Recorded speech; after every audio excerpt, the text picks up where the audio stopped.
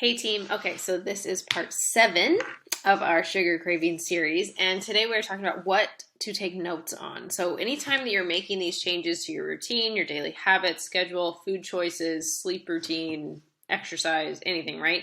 We need to take notes so we know what we need to modify, or we take notes so we can see how things are progressing. If they're progressing, if they're not progressing, what can we change? So really just building that awareness piece.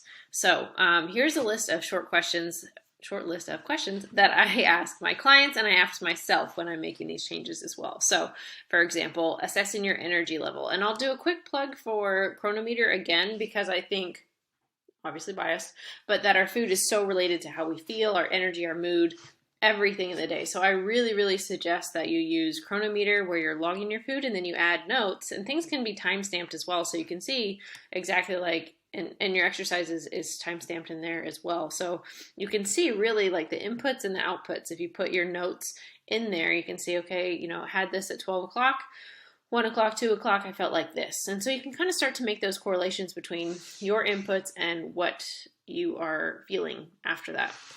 So here are some of the questions that I ask my clients to keep in mind when we're making these changes or when we're going through our day, again, so you can build that awareness and so we can make the necessary changes.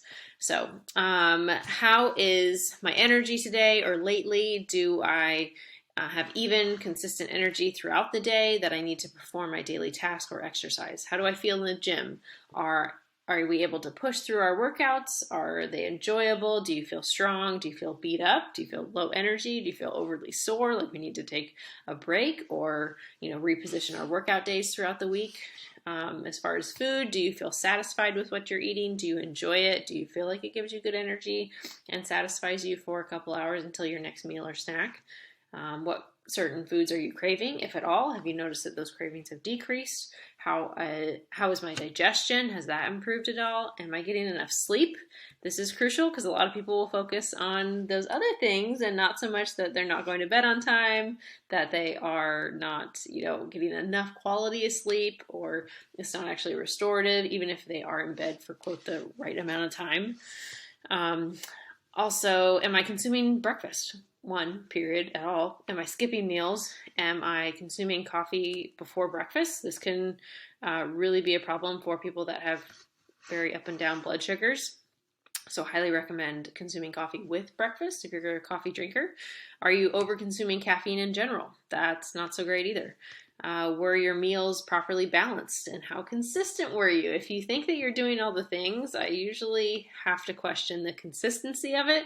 And again, that's why we track, because a lot of times people don't remember everything that they do. They don't remember everything that they ate on a consistent basis. So that's why we need to track it in the moment. So we have a really good record and we can say like, oh, I actually was not very consistent this week. I thought I did pretty well. Turns out I have some areas that I can do better in. And it's easy to beat yourself up about that, but that's a good thing because you left money on the table, and which means that we have other things that we can work on. If we do everything perfect, so to speak, and we're still not making progress that we want, that's a harder problem to solve, right? So not a bad thing. Let's see. Did I have too many carbs at my last meal? If you're sleepy, if your energy is kind of tanking at certain times of the day, we can be underfueled, and we can also have too much carbs or not enough protein, so we kind of fall asleep. That's usually when you're craving like the 3 o'clock coffee or the 10 a.m. coffee, sugary drink, something like that to boost our blood sugar again. So just be aware of that. We have too many carbs early in the day, especially if we don't have enough protein and fat in the morning. That can be a tough roller coaster to combat. So pay attention to that. Did I have enough protein at each meal today? Again, did I drink enough water? Am I having any hangry moments? So if you're overly hungry and hanger, that's not a good sign. That's a very good sign of poorly regulated blood sugar as well. And am I stressed? Am I lonely? Am I sad? Am I bored? Something like that. Or am I actually hungry? If you can picture, a perfectly balanced meal in your head and you don't want that, you're probably not legitimately hungry, most likely. If you tell yourself that you're hungry for, a chocolate bar, but you're not hungry for a piece of steak or, chicken and vegetables or whatever it is, whole foods, you might not be hungry. You might be feeling something else. So just to do that little emotional assessment or hunger assessment, how How hungry are you? Things like that. So just pause, kind of do a little self-assessment. Again, we're building our awareness with these things, and then you can kind of know like what you need to change. So again, plug for Chronometer. It's a great tool. You can put your inputs in there. You can put some notes in there, and that is how you create a better meal plan. Everybody wants a perfect meal plan, right? That doesn't really exist, at least not from someone else. You have to create that perfect meal plan or perfect recipe for the day, because it's not just about food and how much we sleep. It's what time we wake up. It's exercise. It's movement, stressors, emotional, taxing or emotional status for the day as well. A bunch of things, our stress level. So tracking all of those things, and again, trying to create a good recipe for your day is really helpful, but you have to do that.